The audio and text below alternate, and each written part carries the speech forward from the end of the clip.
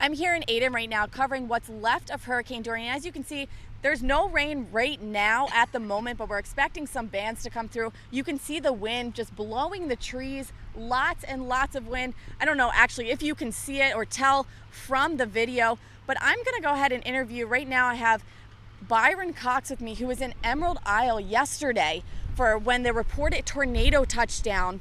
Byron, what were you experiencing? You were in your trailer when this all happened. Casey, it's pretty much like, I've told everybody else. I mean, we were sitting there yesterday morning making final preparation, getting ready to get out, cooking breakfast, making a getaway bag to get out and everything. And then all of a sudden, we had a couple rain bands come through, and then one of my buddies called me and said, hey, there's tornadoes popping up everywhere. Get out of the camper. And we were trying our hardest, and I was like, dude, I gotta go. It's getting bad. And it was just a strong rain band, and all of a sudden, I heard the loudest noise I've probably ever heard in my life. And I knew what it was. I couldn't see it. I didn't know where it was coming or anything. And like I said, I just hunkered down. I had 2 pillows and a blanket laid in the chair that I was gonna take with me. Threw them down in the floor, got in the hallway of my camper, laid down.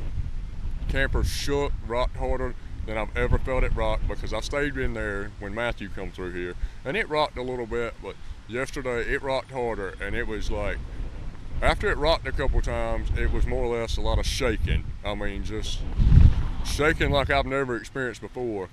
And I remember it got really quiet. I got up and walked down to my sliding glass door and looked out, and you could see the tornado going across like the Saudi Pirate down there in the water park, headed toward 58, headed back toward the bridge and that way. And once I got out, once it went past, I picked up the phone, I called my dad, and I told my dad, I said, Dad, we've had a tornado here. I said, it's bad.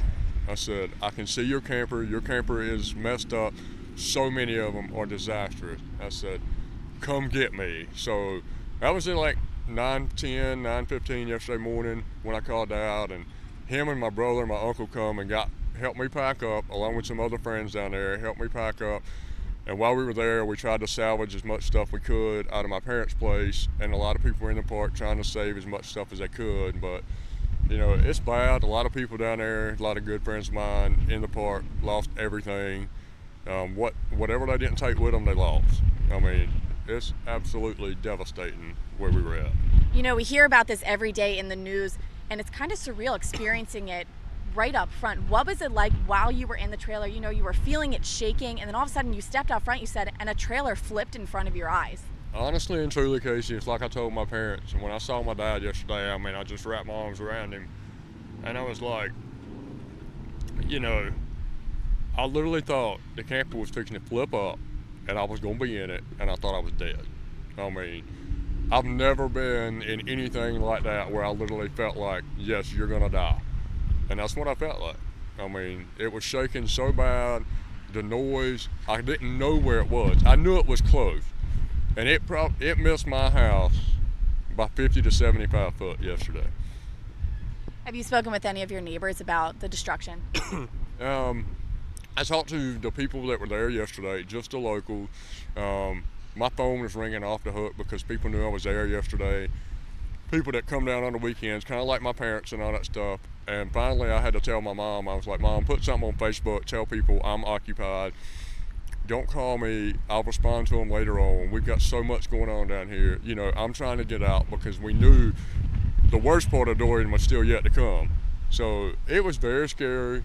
A lot of things have gone on, and it breaks my heart. I'm sure. So we're here now in Aden. We're safe. We're more inland. You're staying with your parents. Do you have any plans to go back to Emerald Isle, to your trailer? As soon as they open the bridge, as soon as they lift the curfew, yes, we're going back. I hope to have some kind of report before I get back on if my place is still okay. Like I said, it was fine when I left yesterday, but there's so much debris, and I didn't board up any windows yesterday or anything like that because we weren't expecting that. We were expecting straight line winds. I've never boarded the place up. And we'll find out here in a little while when people can get out around the island. We'll figure out what I've got left. And we're definitely going back. Like I said, my home office is here. I work for Mr. Electric in Greenville. My home office is here. We run a division down there at the beach, and that's pretty much what I run and take care of. You know, I love it down there. It's the best life in the world. So yeah, we're going back. I mean, you know, we may be back, you know, have to hesitate a little while to get back. But yeah, we're going to build back. I mean, Emerald Isle's my home. It's been my home for 4.5 years now, and I wouldn't trade it for anything in the world.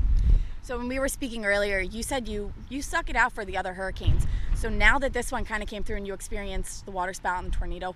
Now when Matthew come through here, we heard Matthew was coming through here. Yeah, we decided I'm gonna stay with Matthew. You know, Matthew was a tropical storm Cat 1.